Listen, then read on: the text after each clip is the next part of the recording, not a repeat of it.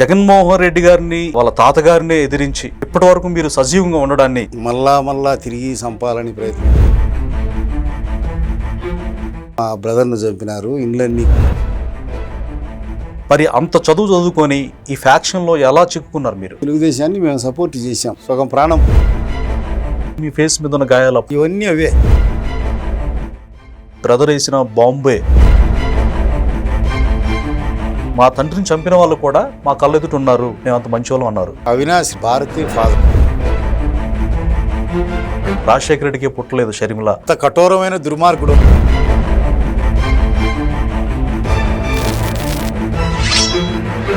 నమస్తే, welcome to our channel. ఈరోజు మనతో ఉన్నారు మన స్పెషల్ గెస్ట్, టీడీపీ సీనియర్ నాయకులు, అలాగే తెలుగుదేశం పార్టీ రాష్ట్ర ఉపాధ్యక్షులు పార్థసారథి రెడ్డి గారు. సార్ మనతో ఉన్నారు. చాలా విషయాలు ఆయనతో ఈరోజు డిస్కస్ చేసే ప్రయత్నం చేద్దాం. సార్ నమస్కారం. నమస్కారం సార్, రాయలసీమ అంటేనే ఒక ప్రత్యేకమైనటువంటి గుర్తింపు ఉంది తెలుగు రాష్ట్రాల్లో రెండిట్లో కూడా. అయితే అదే ప్రాంతానికి చెంది మరి మాజీ సీఎం, ప్రస్తుతం పులివెందుల ఎమ్మెల్యే జగన్మోహన్ రెడ్డి గారి ఇలాకాకు మీరు చెందిన వ్యక్తి, పులివెందులకు సంబంధించిన వ్యక్తే. కానీ అక్కడ ఎన్నో విషయాలు ఈరోజు చర్చించే ప్రయత్నం చేద్దాం. అసలు మీరు జగన్మోహన్ రెడ్డి గారిని ఎదిరించి, అంటే వాళ్ళ తాతగారినే ఎదిరించి మరి ఆయనకు అపోనెట్గా మారడం, ఇప్పటి వరకు మీరు సజీవంగా ఉండడాన్ని మనం ఎలా అర్థం చేసుకోవాలి? మన గుండె ధైర్యమే మనం కాపాడింది. ఇంకా ఏం జరుగుతుంది ఇంతకంటే? వాళ్ళు చేయాల్సిందంతా చేసినారు, నన్ను అటెంప్ట్ చేసినారు. మళ్ళా తిరిగి చంపాలని ప్రయత్నం చేస్తుంటే మన ప్రాణం మనం కాపాడుకునేదానికి మన ప్రయత్నం మనం చేసినాము. ఆ క్రమంలో పోయినాడు. తర్వాత మా బ్రదర్ను చంపినారు. ఇండ్లన్నీ కూల్చేసినారు. మా మైనింగ్ ఏజెన్సీలన్నీ తీసి ఇచ్చినారు. మా గన్మెన్లు ఉండేటివన్నీ తీసి ఇచ్చినాడు. సీఎం అయితేనే లైఫ్ చెప్పించినాడు. రాజశేఖర రెడ్డి చనిపోయే వరకు మా బ్రదర్స్కి ఎవరికి ఫెరోలే లేదు. 6 సంవత్సరాలు. ఇంకా ఏమవుతుంది? అంతకు మించి మొండిగా కొండ మాదిరి ఉండడమే గట్టిగా. అంతకు మించి ఏమీ లేదాడు. పరమ రహస్యం ఏమిటి లేదు. సార్, మీరు ఎంతో ఉన్నత చదువు చదువుకొని ప్రముఖ లాయర్గా కూడా మీరు ప్రాక్టీస్ చేశారు. మరి అంత చదువు చదువుకొని ఈ ఫ్యాక్షన్లో ఎలా చిక్కుకున్నారు మీరు? 1995లో అవుట్రైట్ తెలుగుదేశాన్ని మేము సపోర్ట్ చేశాం. I was practising advocate at Pulivendula. అప్పుడు వాళ్ళతో డిఫరెన్స్ వచ్చాయి అనేక విషయాలపైన. వాళ్ళు చేస్తుండే మర్డర్ల పైన కానీ, వాళ్ళు ఎలక్షన్లలో చేస్తుండే వాళ్ళ రిగ్గింగ్ పైన కానీ, వాళ్ళ జమానాలో జరుగుతుండే వాళ్ళ అక్రమ పంచాయతీలు కానీ, ఇలాంటి వాటిపైనంత తీవ్రంగా వ్యతిరేకత కలిగింది. వ్యతిరేకత కలిగినాక వారి సిద్ధాంతాలతో ఎవరైతే వ్యతిరేకిస్తారో, వారి వల్ల ఎవరైతే బాధలకు గురైనాలో వాళ్ళందరినీ సమావేశపరిచి ఒక నిర్ణయం తీసుకున్నాం. మనము ఈ దుర్మార్గులతో కలిసి పనిచేయలేం. మనం ఎప్పుడు కూడా రౌడీజానికి, దౌర్జన్యానికి వ్యతిరేకం. మనం ఆ విధంగా ఒకటి ఏం చేస్తామన్నప్పుడు మనకు తెలుగుదేశం పార్టీ సరైన వేదిక. అది ఫ్యాక్షన్కి వ్యతిరేకంగా నిలబడుతుంది. ఆంధ్రుల అభివృద్ధికి ఉపయోగపడుతుంది. మంచి పొలిటికల్ ఫిలాసఫీ ఉంది, ఐడియాలజీ ఉంది, సిద్ధాంతాలు ఉన్నాయి. మనం దాంట్లో చేరదామని ఒక నిర్ణయం తీసుకున్న తర్వాత 95లో మేమందరం తెలుగుదేశం పార్టీ చేసాం. ఓకే.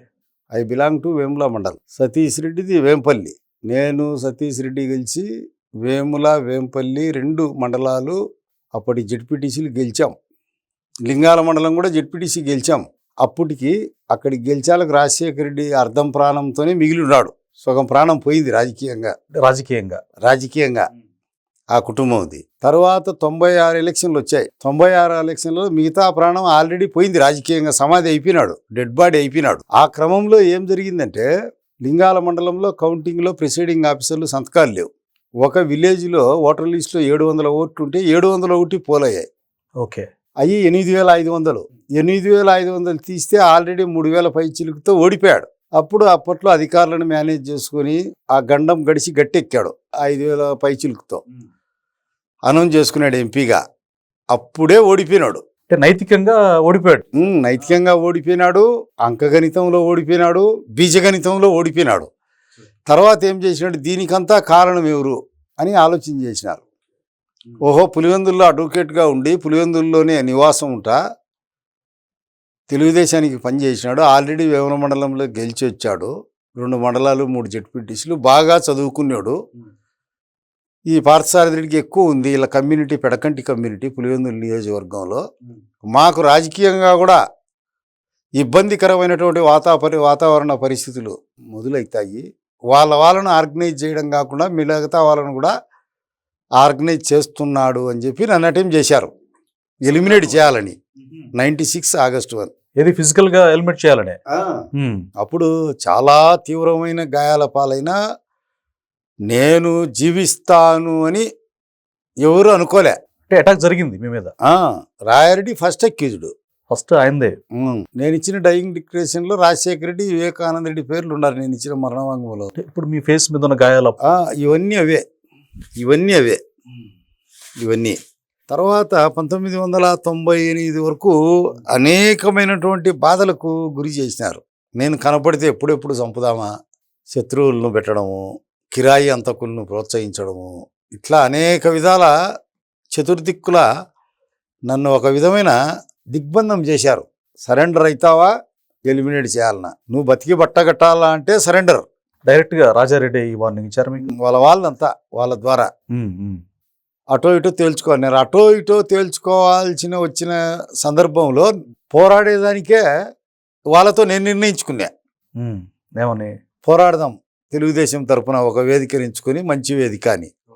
మేము ప్రజాస్వామ్యబద్ధంగా పనిచేసుకుంటా, గ్రామాల్లో తిరుగుతా, తెలుగుదేశం పార్టీని పటిష్టపరుచుకుంటా, ఎన్నికల్లో గెలుస్తా, కార్యకర్తల్లో మనోధైర్యం నింపుతా, ఎక్కడ దౌర్జన్యం జరిగితే అక్కడ మేము దుమకడము, ఎక్కడ అన్యాయం జరిగితే, అక్రమం జరిగితే అక్కడికి పరిగెత్తి గట్టిగా నిలబడ్డము, దాన్ని ప్రశ్నించడము, వాళ్ళ చేతిలో ఎవరైతే బాధలు పన్నారో వాళ్ళ ఇళ్ళకు పోవడము, పరామర్శించడము, వాళ్ళని స్టేషన్లకు తీసుకుపోవడము, కేసులు కట్టడము, ఒక అడ్వకేట్గా ఉండి అహోరాత్రులు శ్రమించడంలో నో ఆల్టర్నేటివ్ ఎలిమినేషన్ ప్రాసెస్. వాళ్ళది ఎప్పుడైనా ఎట్లా ఒక మనిషిని అంతం చేస్తే తప్ప మాకు బంగారు భవిష్యత్తు ఉండదు అనేది వాళ్ళ అభిప్రాయం, వాళ్ళ సిద్ధాంతం. ఆ సిద్ధాంతం ప్రకారమే వాళ్ళు నన్ను అటెంప్ట్ చేశారు. మళ్ళీ సంపాలని ప్రయత్నం చేస్తుంటే విధిలేని పరిస్థితుల్లో మేము చేయాల్సింది వచ్చింది. అదేమి ప్లాన్డ్ మర్డర్ కాదు, మేమేదో పెత్తనం చేయాలా, అక్కడ ఏదో రాజ్యాలు స్థాపించాలా. సార్ నిజంగా మీరు అటాక్ అంటే రివెంజ్ తీర్చుకోవాలనుకున్న వ్యక్తి మామూలు వ్యక్తి కాదు. అందులో మీ మీద వాళ్ళు అటాక్ చేసినప్పుడు మీ బంధువులు కానీ మీ స్నేహితులు కానీ మనకెందుకు వాళ్ళతో గొడవ, వాళ్ళతో లేకపోతే అయోధ్య కానీ లేకపోతే వాళ్ళతో విరమించుకోండి ఈ కొట్లాట్లని ఎవరు సజెషన్ చేయలేదు మీకు? అనేక మంది చేశారు బంధువులు. సర్దుకొని పో, వాళ్ళకు లొంగిపో, ఓకే, నీకు అనేక విధాల అనేకమైనటువంటి అంత పెద్దోళ్ళతో నేళ్ళు చేకూరుస్తారు. అంత పెద్దోంతో నీకు అంత స్తోమత సాలదు, నీకు అంత అర్ధబలం లేదు, అంగబలం లేదు, నీ స్థాయి కాదు, నువ్వు ఇప్పుడు పుష్పించి ఫలించేవాని మొగ్గ దశలోనే ఎందుకు గిల్లి వేయబడతావు అని అన్నారు. అంటే అంత ధైర్యం మీరు మరలా ఎప్పుడు అటాక్ చేశారు? అందులో ఎవరెవరు మీరు పార్టిసిపేట్ చేశారో? ఓన్లీ మీ బ్రదర్ కూడా చేశారు. మీ బ్రదర్ వేసిన బాంబే ప్రధానంగా అతని ముఖం ఛిద్రం అయిపోయింది, గాజు పింకులు కూడా కొచ్చుకుపోయినటువంటి విషయాలు తెలిసాయి. ఇది వాస్తవేనంటారా? తర్వాత వాళ్ళు మా బ్రదర్ను పోయి ఉంటే Bharathi father, EC Gangireddy, Avinash Reddy father, వాళ్ళిద్దరూ స్వయంగా ఉండి మా బ్రదర్ను మర్డర్ చేశారు. మా బ్రదర్ మర్డర్ కేసులో కూడా వాళ్ళిద్దరు ముద్దాయిలు.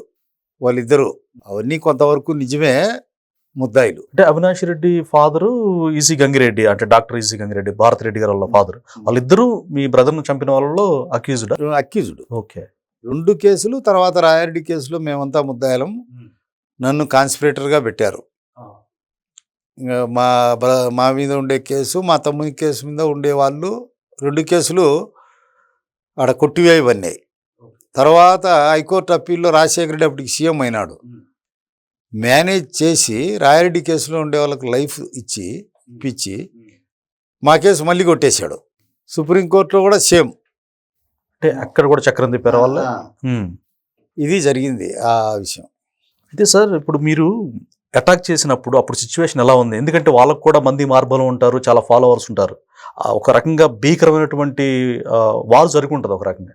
అప్పుడు అసలు ఏం జరిగింది క్లియర్గా మన వీక్షకుల కోసం చెప్తారా? అంటే ఆ రోజు ఎట్లా జరిగింది అటాక్, ఎట్లా జరిగింది? నా పైన, మీ పైనతో పాటుగా మీరు కూడా రాజారెడ్డి మీద అటాక్ చేశారు కదా? ఏం లేదు, మా ఇంటి నుంచి మా సీనియర్ ఇంటికి పోతా ఉన్నాయి ఈవినింగ్. అప్పటికి ఉన్నాను నా దగ్గర మా వాళ్ళంతా 149 మంది 150 మంది వివిధ కేసులకు నిమిత్తం వచ్చి నేనే పంపించిన. మా సీనియర్ వచ్చాడు, ఇంటికి రమ్మంటే ఇంటికి పోయాను. మార్గమధ్యంలో ఉండి నన్ను అటెంప్ట్ చేశారు. నన్ను వెంటనే మా బ్రదర్ ఇన్లా అందుకున్నారు. నేను హాస్పిటల్కి పోవడము, ఆడ బ్లడ్ ఎక్కించి కడపకు తీసుకురావడము, కడప నుంచి మద్రాసుకు తీసుకురావడము, ఎట్లా అంటే బ్రతుకుతారన్న హోప్ లేకుండింది అని చెప్పి ఇందాక మీరు చెప్పారు. అవును. ఎలా బతికారు అసలు ఆ సిచ్యువేషన్ నుంచి? అది మనోధైర్యం, విల్ పవరు, ఏమైతుందో చూస్తాం, వీళ్ళని ఎదిరించాలా. అంటే ప్రాణాలకు మీరు తెగించారు. ఇక తెగించాం, ఆల్రెడీ తెగించాం. ఇంకా దాంట్లో నుంచి పదే పదే ప్రయత్నం చేయడంలోనే అది జరిగింది రాయారెడ్డిది. ఇంకంతే, అంతకు మించి ఏమీ లేదు. దాంట్లో మాకు ఒక ప్రత్యేకమైన అజెండా కానీ ఇంకోటి కానీ పార్టీలో ఏ వ్యక్తికి కానీ పైన నుంచి కిందికి ఎలాంటి సంబంధం కానీ లేదు. అటాక్ చేసినప్పుడు మీ వర్గంలో వాళ్ళు ఎవరైనా చనిపోయారా ఆ టైంలో? అదే మా తమ్ముడు ఉమామహేశ్వరి అదే టైంలో చనిపోయారు. అదే వచ్చి వేరే ఇంట్లో ఉంటే మా తమ్ముడు వచ్చి వాళ్ళు అటెంప్ట్ చేశారు, రాయారెడ్డి చంపింది దృష్టిలో పెట్టుకొని. అయితే రాజశేఖర రెడ్డి గారు ముఖ్యమంత్రి అయిన తర్వాత కూడా తండ్రిని చంపిన వాళ్ళు మా ముందే ఉన్నారు, మేము చాలా శాంతి కాముకులం అన్నట్టుగా ఆయన చెప్పారు. సో ఇంత మీరు చెప్తుంటే ఇప్పుడు అర్థం అవుతుంది, అంటే చాలా బీభత్సం చేశారు, ప్రత్యర్థులను అంత ముందిస్తేనే మనకి రాజకీయ మనుగడ అన్నట్టుగా మీరు చెప్తున్నారు. అంటే మా తండ్రిని చంపిన వాళ్ళు కూడా మా కళ్ళు ఎదుట ఉన్నారు, మేము అంత మంచోళ్ళం అన్నారు. ఆ మాటలు మనం ఎలా చూడాలి? మంచోడైతే మాకెందుకు లైఫ్ ఇప్పించినాడు? వాళ్ళ తండ్రి కేసులో ముద్దాయిల్ని కొట్టించుకొని. మంచోడైతే మా గన్మెన్లు ఎందుకు తీసేసినాడు మా తమ్ముని మై?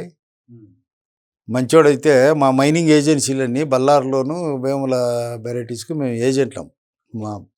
ఆ రెండు ఎందుకు తీసేసినాడు? మాకు నిలువ నీడ లేకుండా ఎందుకు చేసినాడు? మంచివాడైతే ఇతరులను పరిటాల రవిని చంపేదానికి, రామోజీరావు మీదకి దండయాత్ర పోయేదానికి, నచ్చనోళ్ళను అదుపులోకి తీసుకునేదానికి, లచ్చనోళ్ళను లొంగదీసేదానికి ఆయుధాలుగా వాడినాడు మా పేరు, అంతే. అంటే ఇప్పుడు ఆయన కుమారుడు జగన్మోహన్ రెడ్డి యొక్క వ్యక్తిత్వం ఏంటి? ఆయన మీకు ఏమన్నా ప్రాణహాని తలపెట్టే విధంగా ఆయన ప్లాన్ చేస్తున్నారా? మీ మీద ఇంకా కక్ష కొనసాగింపు ఉందా ఇప్పటికి కూడా జగన్మోహన్ రెడ్డి వైపు? మళ్ళీ ఏమీ లేదు, కానీ అయితే నమ్మదగ్గ వ్యక్తులు కాదు. పాము కడుపున పామే పుడుతుంది, తేలు కడుపున తేలే కుడుతుంది. దాని లక్షణమే అది, స్వభావం. ఛాన్స్ దొరికిందంటే వాళ్ళ చేతిలోకి మన తల వాళ్ళ పిరికిట్లోకి ఇరుక్కునేదంటే ఇరిచేస్తారు. ఓకే, అంటే కనికరం, జాలి, దయ ఏముండదు. జాలి, దయ, కనికరము, రక్తబంధము, బంధువులు, స్నేహితులు, మన తన అవన్నీ ఏమీ ఉండవు. సొంతం చిన్నాయన్ని నీళ్లు పోయకుండా చంపితే అదే అడుగుదాం సార్. వివేకానంద రెడ్డి గారు ఇప్పుడు ఆయన కాంగ్రెస్ నుంచి తన అన్న కుమారుడు అయిన జగన్మోహన్ రెడ్డి ఫుల్గా సపోర్ట్ చేశాడు. చాలా అసలు చిన్నప్పటి నుంచి ఎత్తుకొని పెంచి ఉండొచ్చు, ఎందుకంటే బాబాయ్ కనుక. అతన్ని ఎవరు చంపారో రాష్ట్ర ప్రజలందరికీ కూడా తెలుసు. చాలా పాశవికంగా కిరాతకంగా చంపారు, గుండెపోటు అన్నారు. తర్వాత ఎవరు చంపారు అనేది అన్ని వేళ్ళు, అంటే గూగుల్ టేక్అవుట్ కావచ్చు, అన్ని కూడా వాళ్ళ వైపు చూపించాయి. అందులో అక్యూజులుగా అవినాష్ రెడ్డి ఉన్నారు, వాళ్ళ నాన్నగారు ఉన్నారు, భాస్కర్ రెడ్డి. సో సాక్షులు కూడా 1 by 1 చనిపోతూ ఉన్నారు, చాలామంది చనిపోయారు, 5-6 చనిపోయారు. సో వివేకానంద రెడ్డి గారిని అంత కిరాతకంగా చంపడం వెనక అసలు ఏంటి? వాళ్ళు ఏం ఆశించి ఆయన అంత దారుణంగా చంపారు? దాంట్లో వివేకానంద రెడ్డిని చంపిన దాంట్లో ప్రధాన పాత్ర జగన్ది, జగన్ భార్య భారతిది. వాళ్ళు లేకుంటే అవినాష్ రెడ్డి, భాస్కర్ రెడ్డి అంత దురాఘాతానికి పాల్పడలేరు. ప్లస్ అంత సాహసం కూడా చేయరేమో కదా. అంత సాహసం లేదు. వాళ్ళు శాంతికాముకులు, మరీ అంత దుర్మార్గులు కాదు. అక్కడి నుంచి ఫోర్స్ వచ్చింది కాబట్టి మీ ఎంపీ సీటుకు అడ్డం వచ్చారంటే వివిధ కారణాలు. జగన్ ముందే వేరే ఉంది కదా అతని మీద పేరు, శాడిస్ట్ అని, సైకో అని. అతనికి వ్యతిరేకంగా కాంగ్రెస్ పార్టీని విడిచిపెట్టి రాలేదు కదా, అక్కడే ఉన్నాడు, ఎమ్మెల్సీ అయ్యాడు, మంత్రి అయ్యాడు, కడప జిల్లా మంత్రిగా ఉన్నాడు కదా కిరణ్ కుమార్ రెడ్డి గవర్నమెంట్లో. అది మనసులో తర్వాత కలుసుకున్నాక అది జగన్కు మనసులో ఉంది. మళ్ళా ఎంపీ సీటు అని షర్మిలాకి ఇమ్మని గీర్తన్నాడు. ఓకే, అంటే వాళ్ళ తల్లి విజయం గారికి కానీ షర్మిలాకి కానీ ఇమ్మని. అది కంటకెంపు. ఎంపీ సీటు ఇచ్చినారంటే వీళ్ళకి దెబ్బ వస్తుంది. ఎవరికి? అవినాష్ రెడ్డి వీళ్ళకు. వాళ్ళ ఫోర్స్తోనే వీళ్ళు ఆ పని చేశారు. అంటే వాళ్ళిద్దరికి, అంటే జగన్ దంపతులకి ఎందుకు ఆయన ఎలిమినేట్ చేయాలనుకున్నారు? అంటే వాళ్ళకి ఎంపీ సీటు కదా, సొంత చిన్నాయన్ని చంపితే వాళ్ళకు లాభం ఏంటి అనేది నా ప్రశ్న. వాళ్ళకి లాభం ఏంటి అంటే అవినాష్ రెడ్డి వీళ్ళకు రాజారెడ్డి, రాజశేఖర రెడ్డి, వివేకానంద రెడ్డి ఆ తండ్రి కొడుకులు వీళ్ళని ఎప్పుడు చెప్పు కింద తేల్లా అంచి వేసినారు గతంలో కూడా. వాళ్ళకి ఇంటర్నల్గా పెనుము కాలినట్టు అట వేడిగా చరాని కాలేంత లోపల భేదాభిప్రాయాలు ఉన్నాయి. 60-70 ఏండ్ల స్పర్ధలు ఉన్నాయి వాళ్ళల్లో. అది ఒకటి. ఇప్పుడు ఎంపీ సీటు తీసేసి మా వంశంది మీకు ఎట్లా పోనిస్తామనేది ఇతని దృఢ సంకల్పం వివేకానంద రెడ్డిది. మేము నిర్మించిన కోట, ఆ కోటలో మీరు రాజ్యం చేస్తామంటే మేము ఎందుకు అంగీకరిస్తాము అనేది. వాళ్ళు ఏదైతే కోట అనుకున్నాడో ఆ కోటలోనే భారతి ఉంది. అంటే భారతి ఎవరు? అవినాష్ రెడ్డి మేనత్త కూతురే కదా. మేనత్త కూతురే. వాళ్ళ మేనత్త ఎవరు? ఈసీఐ రెడ్డి భార్య. మేనత్త ఎవరు? భాస్కర్ రెడ్డికి అక్క. ఆడనే మృత్యు రూపంలో చూపెట్టుకోనుంది. యమధర్మరాజు ఆన్నే ఉన్నారు. ఆ సంఘర్షణది తరతరాల సంఘర్షణ. ఒక 60-70 ఏండ్లది, 7 దశాబ్దాలది అనుకోండి. ఆ సంఘర్షణ అప్పుడు అవకాశం వచ్చింది. ఆ కసి చూశారు, చంపిన కసి ద్వేషము, పగ. 60-70 సంవత్సరాలది. వివేకానంద రెడ్డి శవాన్ని పరిశీలిస్తే ఆ కసి అంతా ఆడిదిరింది.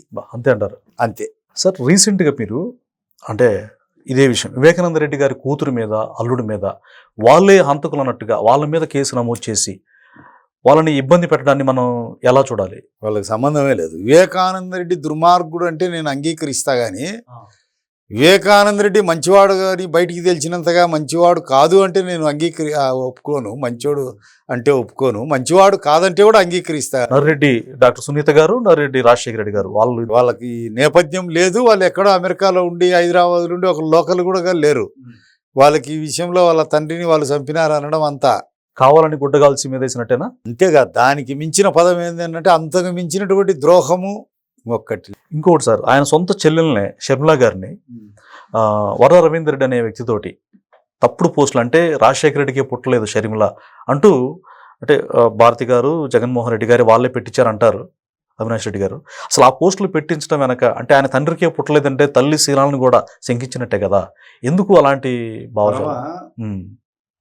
కిరాతకుడు రాజశేఖర రెడ్డి భార్య ఎక్కేందుకు ఆ టైప్ ఆఫ్ హిస్టరీ లేదు. ఈమెకు కూడా లేదు. అప్పుడు ఏదో డైవర్స్ ఇష్టపడి చేసుకునేది, ఈమెకు కూడా లేదు షర్మిలకు. అంత కఠోరమైన దుర్మార్గుడు. వాళ్ళ దారికి అడ్డం వచ్చే ఎవరినైనా అని తల్లి అయినా చెల్లెలైనా క్షమించరు. ఎలాంటి అపనిందలైనా వేస్తారు. రాజశేఖర రెడ్డికి పుట్టలేదు అనేది వాళ్ళ శత్రువును, ఆగర్భ శత్రువును. ఇంకా ఒక శతాబ్ద కాలానికి కూడా వాళ్ళతో రాజీ ఇవ్వడం అటువంటి నేనే అంగీకరించను. మానవత్వం ఉండే ఎవడైనా అని ఎలా అంగీకరిస్తాడు?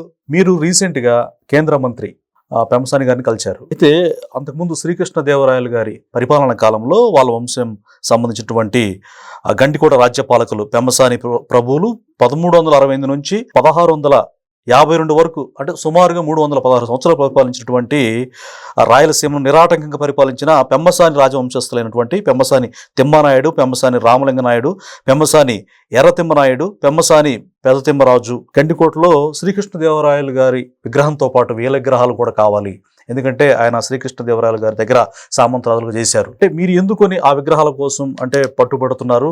ఇప్పుడు ఆయన స్పందన ఎలా ఉండింది? ఆయన కలిసిన నేపథ్యాన్ని వివరిస్తారా? మేము ఆయన కలిసి రిప్రజెంట్ చేసేదానికి కానీ, ఇది ఒక వేదంలా 10 మందికి తీసుకుపోయేదానికి కానీ, ఒక గానామృతంలా 10 మందికి వినిపించేదానికి కానీ ఒక ప్రత్యేకమైనటువంటి కారణం ఉంది. కాకతీయ సామ్రాజ్యం అక్కడ ముస్లిం దండయాత్రలో పతనం అయిన తర్వాత 77 మంది సర్దార్లకు ప్రోలయ నాయకుడు, కాపోయ నాయకుడు, అన్నదమ్ములు, పెదనాంచి నాయకుడు వాళ్ళిద్దరు నాయకత్వం వహించి ముస్లిం దండయాత్రలను 2 సంవత్సరాల్లో తిప్పికొట్టి మళ్ళా ఒక కొన్ని సంవత్సరాలు పరిపాలించినారు. వాళ్ళల్లో డిస్ప్యూట్ వచ్చినప్పుడు కాకతీయ సామ్రాజ్యం, విజయనగర సామ్రాజ్యం, కొండవీడు రెడ్డి సామ్రాజ్యం, జల్లిపల్లి వెలమ సామ్రాజ్యం, రేకపల్లి సామ్రాజ్యం అప్పటికే ఉంది, కమ సామ్రాజ్యం. వీళ్ళంతా విడిపోయినారు. ఈ 77 మంది సర్దార్లు ఎవడు? తాడిపత్రి నాగిరెడ్డి, గోన గన్నారెడ్డి, గోన బుద్ధారెడ్డి, ఈ ప్రోలయ వేమారెడ్డి, కాపయ్య, ప్రోలయ వేమారెడ్డి ఆయన, వీళ్ళు ప్రోలయ నాయకుడు, కాపయ్య నాయకుడు, వీళ్ళంతా మహానుభావులు. వాళ్ళ తరపున అక్కడి నుంచి బుక్కయ్య విజయనగర సామ్రాజ్యాన్ని స్థాపించింది హరిహర్రాయుడు బుక్కుడు కదా, హరిహర్రాయలు బుక్కరాయలు. వాళ్ళ దగ్గర వాళ్ళ ఎంట వచ్చినారు విజయనగర సామ్రాజ్యానికి. ఎవరు? పెమ్మసాని వెంకటపతి నాయుడు, ఇలా వంశానికి మూలకర్త. వచ్చి ఆడ హంపి సామ్రాజ్యం విజయనగరంలో స్థాపించినారు. దానికి రక్షణగా అనేక దుర్గాల్లో ఇదొక ప్రత్యేకమైన దుర్గం గండికోట. విజయనగర సామ్రాజ్యానికి గండికోట అనేది గుండెకాయ. ఈ గండికోట అనే సామ్రాజ్యమే లేకుంటే అది శిరస్సు లేని మొండెమే విజయనగర సామ్రాజ్యం, లేకుంటే మొండెము లేని శిరస్సు. అంత ప్రయారిటీ ఉంది. లేకుంటే ప్రాణము లేని శవం, నిర్జీవ వస్తువులాగా.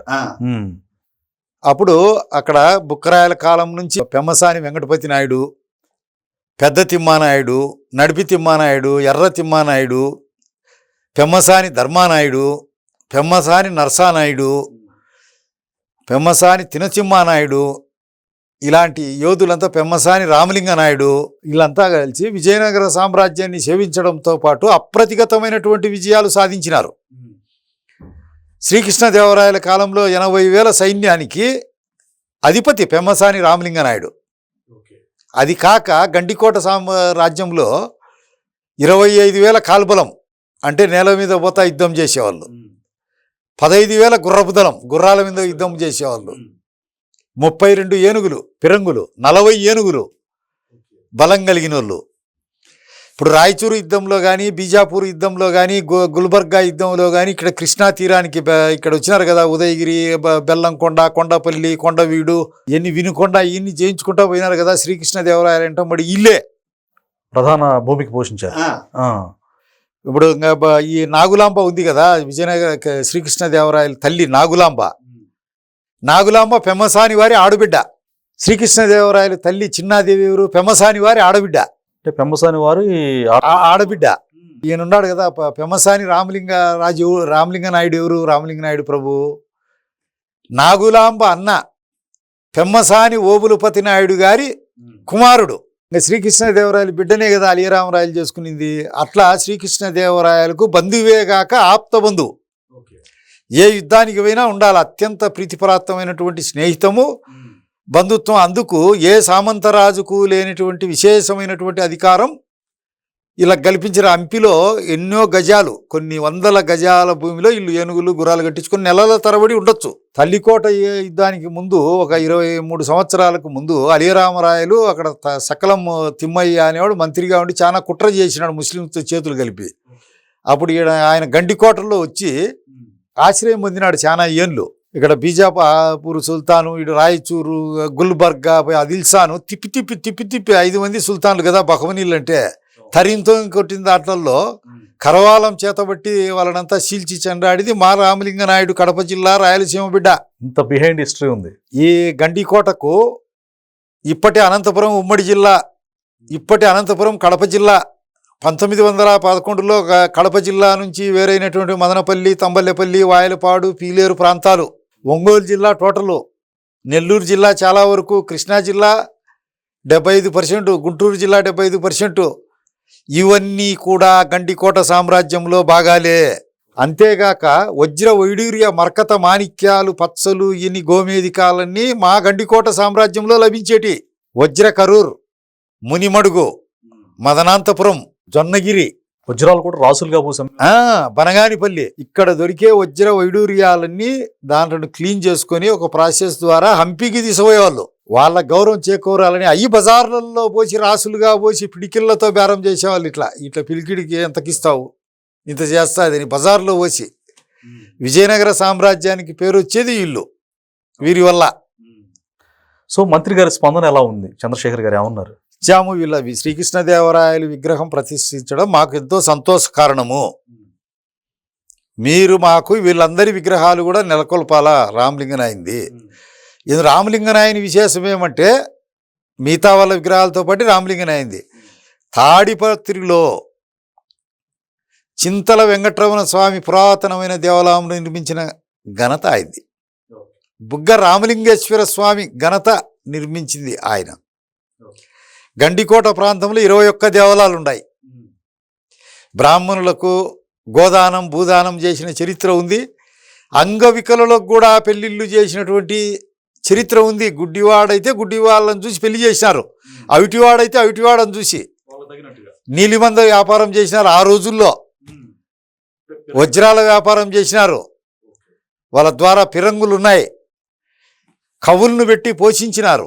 అందరితో పాటి సామంతులేగాక వీళ్లకు సర్వస్వతంత్రమైన సత్తాకమైన సార్వభౌమాధికారం ఉండేది ఈ సామంతులకి, వీళ్లకు. అది ఎలా అంటే బంగారు నాణ్యాలు, వెండి నాణ్యాలు, వీరభద్రస్వామి ఫోటో వేసి వీళ్ళే ముద్రించేవాళ్ళు. ఒక్క వరహ బంగారు నాణ్యం 3.77 గ్రాములు, ఒక్క అర్ధ వరహ అంటే 1.77 గ్రాములు ముద్రించేవాళ్ళు వీళ్ళు. ఆనాటి ఎన్ని ఉన్నాయి. వీళ్ళు ముద్రించి సొంత కరెన్సీ ఉండేది, సొంత సైన్యం ఉండేది. వాళ్ళకి 80,000 కాకుండా వీళ్ళకి 40,000. ఏదైనా పరిపాలనకు సంబంధించి స్వీయ నిర్ణయాలు తీసుకోవచ్చు. మా కడప బిడ్డ, మా రాయలసీమ వాసి, ఈ మా తెలుగు జాతికి వన్య తెచ్చిన వారు, తెలుగు జాతిని ఉర్రు తొలగించిన వాళ్ళు, ఆనాటి శత్రువులను తురుస్కులను తరిమి కొట్టినోళ్ళు, చివరి వరకు తలవంచని వీరులు. మా రాయలసీమలో పుట్టి ఇంత పేరు ప్రఖ్యాతులుండి గుంటూరు నుంచి ఎంపీగా గెలిచే మాకు లేని సంతోషం ఎవరుకుంటుంది. స్వాగతం చెప్తాను. ఆయన ఎంపీ అయినాడు కాబట్టి మాకు గండికోటకు 78.7 కోట్లు 8 కోట్లు ఇచ్చాడు. జంగిల్ క్లియరెన్స్ చేసి ఆ కొండలు గుట్టలు అన్నీ నీట్ చేసి ఆ రహదారులు నిర్మించి హోటళ్ళు నిర్మించి రిసార్ట్లు నిర్మించి చేయమని. కడప హాస్పిటల్కు క్యాన్సర్కు చేసేదానికి రేడియేషన్కు 30 కోట్లు శాంక్షన్ అయింది, వస్తుంది. మేము అందుకు ఆయనకు అది చెప్పాము. అంతటి రాజులు ఉండడం కారణం, మా గొప్ప కారణము. మా వెనకబడినటువంటి రాయలసీమలో ముందుకు పోయేదానికి డ్రిప్ ఇరిగేషన్లో కానీ, తాగునీరులో కానీ, సాగునీరులో కానీ, తెలుగు గంగ కాలువ తొందరగా పూర్తి అయ్యేదానికి కానీ, గాలేరి నగిరి కానీ, అంద్రి నివా కానీ, మా ఉక్కు ఫ్యాక్టరీ త్వరితగతిన పూర్తి అయ్యేదానికి కానీ, మా కొప్పర్తి పారిశ్రామిక కారిడార్ కానీ, మా రోడ్లు కానీ, మా ఉద్యానవన పంటలు కానీ, మాకు రావాల్సిన సబ్సిడీలు కానీ, రాయితీలు కానీ ఏమి రావాలన్నా మాకు ఒక కేంద్ర మంత్రి ఉన్నాడు, మా రాజవంశీయుడు ఉన్నాడు. మాకందరికీ కడప జిల్లా వాళ్ళకే కాక రాయలసీమ వాళ్ళకందరికి కూడా మిక్కిలి మోదాన్ని కలిగిస్తుంది. ఇది ఏ విషయమైనా మేము పోయి చెప్పుకో, మా రైటు, మా ఖర్చు లేకుండా, మేము ఓట్లు వేయకుండా, ఒక్క రిస్క్ లేకుండా గుంటూరు వాళ్ళు గెలిపించి మాకు ఒక గొప్ప బహుమతిని మాకు ప్రజెంట్ చేసినారని గుంటూరు జిల్లా వాళ్ళను కూడా మేము అభినందిస్తున్నాం. సార్, ఇప్పుడు ఈ పెమ్మసాని గారు, చంద్రశేఖర్ గారు మంత్రి గారు ఉన్నారు కదా, వాళ్ళ 4 ఫాదర్సే, వాళ్ళ వంశమే ఈయన కూడా వాళ్ళ వంశమే, డైరెక్ట్ వాళ్ళ వారసుడు. 1562లో ఆ ప్రాంతంలో ఏమైందంటే ఈ గండికోట సామ్రాజ్యం మీద ద్వేషము ఈర్ష్య మొదలైంది. ఒకడాడ పొదిలి లింగమయ్య అని ఉన్నాడు, బ్రాహ్మణు. అక్కన్న మాదన్న అని గోల్కొండ రాజ్యంలో ఉండే వాళ్ళ మేధనుడికి పొదిలి వచ్చినాడు. పొదిలిలో దూపాటి రాజవంశం ఉన్నది, దీనికి సామంత రాజ్యం, అంటే ఒంగోలు ఏరియాలో దూపాటి. వాళ్లకు సాయపనేని నరసింహనాయుడు అని అతనికి మా పెమ్మసాని గోవిందమ్మని ఇచ్చారు. రామలింగనాయుడు, నడిపితిమ్మనాయుడు, బంగారు తిమ్మనాయుడు వీళ్ళంతా అన్నలదమ్ములు, ఆమె చెల్లెలు, ఆమెనిచ్చారు. అప్పుడు అక్కడ పొదిలే వాళ్ళ రాజ్య పరగణాల్లో ఉండేది. ఆజానుబాహుడు 6 అడుగుల బ్రాహ్మణుడు, నీగ్రో ఉన్నట్టుంటాడు, నల్లంగా దొంగతనాలు చేయడము, దోపిడీలు చేయడము, ఆవులు మళ్ళించడము, శ్రీశైలం పోయే వాళ్ళను భక్తులను దోచుకోవడం, ఇట్లాంటి బందిపోట్లాగా వాళ్ళు ఉంటే రాజ్య బహిష్కరణ చేసినారు. రాజ్య బహిష్కరణ చేసి గండికోట వచ్చాడు. గండికోట వచ్చి జైల్లో పెట్టి అంత గుండు కొట్టి సున్నబొట్టు పెట్టినారు. బ్రాహ్మణుని వధించకూడదు అని మనకు వేదాల్లో ఉంది, వదిలేసినారు. ఆ అక్కస పెట్టుకున్నాడు, ద్వేషం పెట్టుకొని. అయితే అద్భుతమైనటువంటి తెలివితేటలు, గారడి మాటలు చెక్కము, కష్టము ఇవన్నీ తెలిసినోడు. పోయి ఆడపోయి మీర్ జుమ్లా అనేవాడు ఉన్నాడు అక్కడ, సేనాని. వాడెక్కడి నుంచి, అక్కడ ఇరాన్ ఆ ప్రాంతంలో నూనె వ్యాపారి కొడుకు, తురుష్కులకు సంబంధించి అక్కడి నుంచి వచ్చాడు. వాడు వజ్రాల వ్యాపారిగా తయారై వచ్చాడు. వానికి వజ్రాల పిచ్చి, ధనదాహం. పోయి చెప్పాడు, ఇక్కడే ఉంది భయ్, నువ్వు గండికోటకు రా, ఎక్కడ చూసినా వజ్ర వైడూర్య మరకత మాణిక్య పచ్చలుండాయి, విశేషమైన ధనరాశులు లభిస్తాయి, గండికోట శత్రు దుర్భేద్యమైంది, అలాను ఓడిస్తాము అని వచ్చాడు. వచ్చిన తర్వాత 3 నెలలు 87 రోజులు కింద నుంచి కొట్టారు. ఒక్క పిరంగిని తగలేకపోయినారు. 2 పిరంగులు మెత్తయి ఉండేటి వాళ్ళవి, ఫేమస్ ఆ 32లో పెదరామ బాణం చిన్నరామ బాణం. అంత పటిష్టమైంది ఆ కోట. ఇంకా అప్పుడు మోసం చేసినారు. మోసం చేసి ఈడు ఏం చేసినాడు, పొదిలి లింగరాజు ఫస్ట్ ఎందుకు నువ్వు వీళ్ళ కింద ఉండడము, దూపాటి వాడైతే కనుక సాయిపునేని నరసింహనాయుడు చెప్పినా కదా, గోవింద భర్త ఈడికే తీసుకొచ్చి పెట్టుకున్నారు. మీ బావగారు రాజరికం చేస్తున్నారు, ఎంతసేపు నువ్వు వీళ్ళ దగ్గర దండనాయకునివే కదా, నువ్వు రాజు కాలేవు కదా, నిన్ను రాజు చేస్తామని ఊదినారు. ఆ చెడు మాటల ప్రభావానికి లోబడి వాళ్ళకి హ్యాండ్ ఓవర్ అయిపోయినాడు. ఆ పొదిలి లింగరాజుతో కలిసి అక్కడ ఆ వైపు యుద్ధం చేసి చివరిలో రియలైజ్ అయినాడు సావులో. అప్పుడు గోవిందమ్మ ఉద్బోధ చేసింది భార్య. చనిపోతే చెప్పినాడు. చెప్తే వాడు మహమ్మద్ నబీ అని, అబ్దుల్ నబీ అనేవాడు అక్కడి నుంచి వచ్చినాడు, ఒక దండనాయకుడు. వాళ్ళ ఫాదర్ను దిలావర్ ఖాన్ను గండికోట ప్రభువులు ఎప్పుడో వధించినారు యుద్ధంలో. అది మనసులో పెట్టుకొని శత్రువాడు అసహాయ సూర్యుడు, వీరాది వీరుడే వచ్చి చంపినాడని గోవిందమ్మ కరవాలం చేత పట్టి శిరస్రాణం దగ్గరించి ఉక్కు కవచం వేసుకొని పాతకాలం చీర వేసుకొని పోయి తీసుకొని దండయాత్ర చేసింది. లేడీస్ అంతా మీరు రావద్దని నరుక్కుంటూ పోయింది అందరినీ, సొరకాయలు తరిగినట్టు మెడకాయలన్నీ. వాడు మహమ్మద్ నబీని పోయి నా మొగం చంపుతావరా కాసుకోరా నువ్వని వాడు ఈట విసిరినాడు. ఈట విసిరినప్పుడు ఈయనకు గాయమైంది గుండెలకు. అయినా కానీ ఆ దెబ్బ తగిలిన లెక్క చేయకుండా వానికి శిరచ్ఛేదం చేసింది. ఈటేసిన వ్యక్తికి శిరచ్ఛేదనం చేసిన తర్వాత చనిపోయింది. చేసింది. మళ్ళీ వచ్చి లేడీస్ని అందరినీ మిరపకాయలన్నీ కాల్చి దాంట్లో పడి సావమని అది ఆత్మాహుతి చేసినారు పెనసామెళ్ళు చాలా మంది. సామాన్యులు కాదు ఒక రకంగా, అసామాన్యులు, అనన్య సామాన్యమైంది వాళ్ళ చరిత్ర. తర్వాత వీడు ఏం చేసినాడు, ఇట్లా దొబ్బలేం వీళ్ళను ఓడిపోతాం మనము, పొదిలి లింగన్న నీకు చెప్పినాడు, నువ్వే కదేం నాకు రాంగ్ అడ్వైజులు ఇచ్చిందంటే, మీరు జుమ్లా కాదు, నీకు గుత్తి కోటను స్వాధీనపరుస్తాము, మా నిలవంక జెండా ఈడ ఎగిరేట్టుగా చూడు అన్నాడు. ఈయన అక్కడ ఉండే వాళ్ళంతా కొందరు సరే రాజీ ఇదాం, జన నష్టం ఎందుకు, మన వాళ్ళు కొందరు చచ్చినారు, వాళ్ళు ఎంత చచ్చినారు, కోట దిగినాడు. ఫర్మానం ముందు అడిగింటే సరిపోయేది.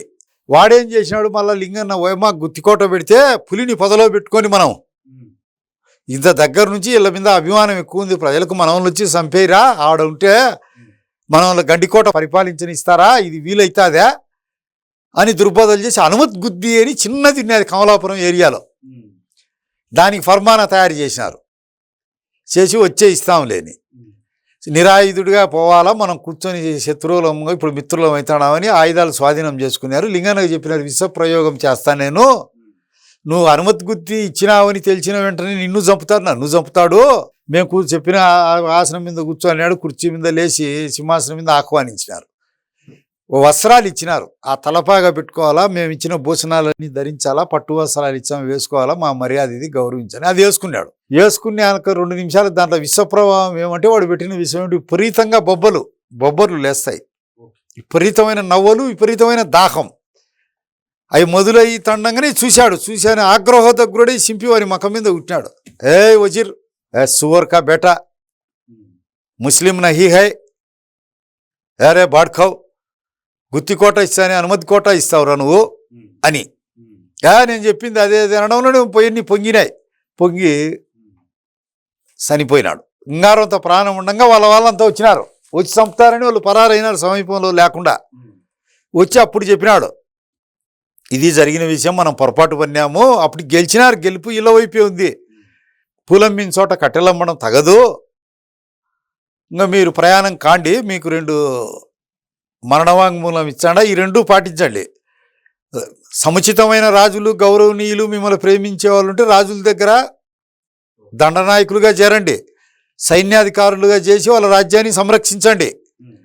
మీకు సముచితమైన ఆశ్రయం లభించకుండా అంటే మీ ఆత్మాభిమానం దెబ్బతినేట్టుకంటే రాజాశ్రమంలో చేరొద్దు. అట్లాడు సట మన కుల వృత్తి నాగలి కొట్టి వ్యవసాయం చేయడం, కొండలు కోనలు బద్దలు కొట్టి వ్యవసాయం చేసి మడక దున్ని బతకండి, నేను ఇదే మీకు చెప్పేదని ప్రాణం వదిలేస్తాడు.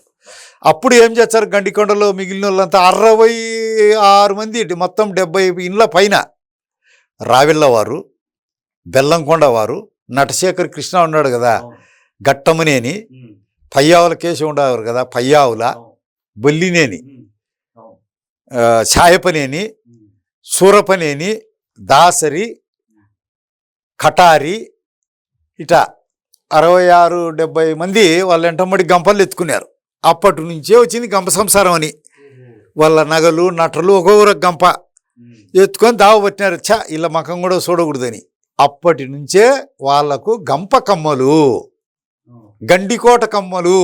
వాళ్ళ రీజన్ మాది, మా రక్తం, మా ప్రభువులు మేము గౌరవించాం. మాకు ముందే విజయనగర శ్రీకృష్ణదేవరాయలంటే మేము పొగుడుకుంటాం. ఆ పద్యాలు ఇప్పటికీ మాకు. నిజంగా మీరు ఇంత స్టోరీ చెప్తూ ఉంటేనే అసలు ఇంత బై హార్ట్గా ఆ స్టోరీని మీరు మైండ్లో ఉంచుకున్నారంటే మామూలు విషయం కాదు. కాబట్టి మాకు వారి ఘనత పట్ల ఎనలేని కృతజ్ఞత ఉంది. మా రాజులు మేము మరీ పోతాం. అనేక పనులు ప్రజలకు సంబంధించి వాళ్ళ పూర్వీకులను గుర్తుకు తెచ్చే విధంగా వాళ్ళకి ఇక్కడే తాడిపత్రుల్లో వేయిస్తాం, పులివెందుల్లో వేయిస్తాం. ఇంకొకటి మీరు ఆశ్చర్యపోతారు, అప్పుడు ద్రోహం చేసిన వాళ్ళలో మా వేముల బసన్న అని ఒకడు ద్వారపాలకుడుగా ఉండి అమ్మడపోయినారు. గోల్కొండ నవాబులకు ఒకడు, తాడిమర్రోడు పొదిలి లింగన్న ప్రమేయంతో. అవన్నీ కనుక్కుంటడం, ఆధారాలు తీర్చడం తొందరలో సవివరమైన వివరాలతో, ఆ శిలాశాసనాలతో అన్ని సవివరంగా ఆ డేట్లు అంతా తీసుకొని కాకతీయ సామ్రాజ్యం నుంచింది వాళ్ళ చరిత్ర. ఒకటి గండికోట సామ్రాజ్యంతో మొదలైంది కాదు.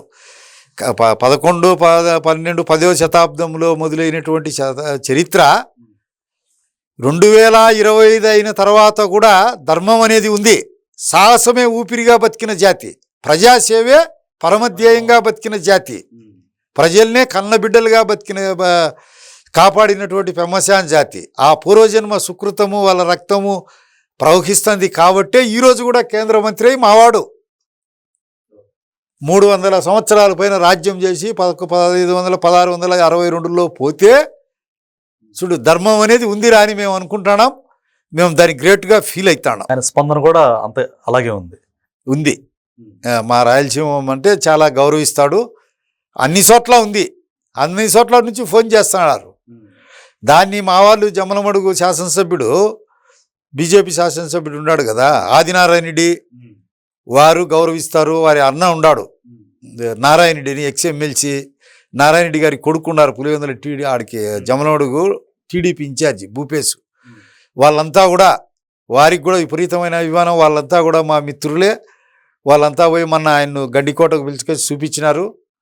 అదంతా ప్రజలకు తెలియజెప్పినారు. వాళ్ళంతా అప్పీల్ చేస్తేనే 78 కోట్లు ఇచ్చినారు. గండికోటను అభివృద్ధి చేసి ఆ పురాతన కాలం నాటి వైభవ కాంతులన్నీ తిరిగి పునరుజ్జీవింపజేయాలనడమే వారి ఆశయము, మా ఆశయము. వారు మేము కలిసి గండికోటకు ఏమేమి చేయాలో దేవగుడి బ్రదర్స్ కలిసి మేము కృషి చేస్తాం. నిజంగా మీరు శ్రీకృష్ణదేవరాయలు గారి పాలనలో పెమ్మసాని గారి వాళ్ళ త్యాగం, వాళ్ళ యొక్క వీరత్వం అసలు ఆ లోకంలోకి వెళ్ళి వచ్చినట్టుగా అనిపించింది సార్. అంత చక్కగా రీసెర్చ్ చేసి చెప్పారు. అయితే మొన్న జరిగినటువంటి మహానాడు అద్భుతమైన సక్సెస్ చేశారు. రెడ్డప్ప గారి దంపతులతో పాటుగా మీ కృషి కూడా ఎంతో అనిర్వచనీయం. సో చంద్రబాబు నాయుడు గారు పర్సనల్గా మిమ్మల్ని ఎలా అప్రిషియేట్ చేశారు? అందరినీ ఒప్పుకున్నాడు. అంతా అసంఖ్యాకంగా లక్షలాది జనం అక్కడికి ప్రజలు ఊహించిన దానికంటే ఎక్కువ. చివరి రోజు, 3వ రోజు ఇప్పుడు ఇంకా మాకు పులివెందుల, వేముల, వేంపల్లి, కడప ఇటు రావాలంటే అంతా కడప రేడియో స్టేషన్ కాడ ఆగిపోయినారు. ఒక 40-50 వేల మందో, 1 లక్ష మందో. ఇక్కడ జమ్మలమడుగు రూట్ మీద వచ్చే వాళ్ళంతా ఆ రోడ్డులో, కర్నూలు నుంచి వచ్చేవాళ్ళు ఇట్లా రోడ్డులో, చిత్తూరు నుంచి వచ్చేవాళ్ళు ఇట్లా, ఒంగోలు నుంచి వచ్చేవాళ్ళు ఇట్లా, చిత్తూరు నుంచి మదనపల్లి ఈ ప్రాంతం నుంచి అన్ని రోడ్లు చతుర్దిక్కుల దిగ్బంధించబడాయి. అద్భుతమైనటువంటి వాతావరణం. ఎప్పుడు చెప్తుంటారు కదా రాజశేఖర రెడ్డి, పి జనార్దన్ రెడ్డి, చంద్రబాబు నాయుడు అంటే కరువు చంద్రబాబు నాయుడు కాలువ పిల్లలు ఒకేసారి పుట్టినారు.